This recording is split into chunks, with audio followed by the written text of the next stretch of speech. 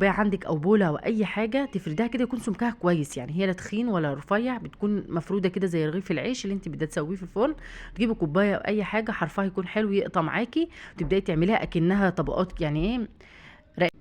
بيعمل معاكِ كده زي القرصة كده بس بتكون رفيّعة، وتبدئي تشيلي الحاجات اللي حواليها دي وتسيبيها تغطّي عليها بكيس، أمّا برضه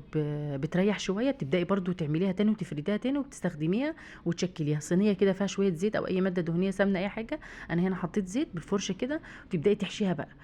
بُصّي، حُطّي موزاريلا، حُطّي زيتون في الجبنة، حُطّي زيت، حُطّي شطة، في الجبنة أي نوع، بس هنا أنا الولاد بيحبوها بالجبنة الحادقة كمان، بس أنا بُصّي، أنا جرّبتها بكل الحشوات، أفضل حاجة ليها اللي هي الجبنة الحادقة بتاعة اللي هي البراميلي دي، بتكون تحفة. حابة تحطّي فيها الجبنة الفِتّة برضه حلوة، حابة تزوّديها زيتون مع زيت برضه عادي، زي ما تحبّي. بُصّي، حابة تحطّي موزاريلا، بس أنا عامةً ما باحبش الجبنة الموزاريلا بالذات في البوريك ده،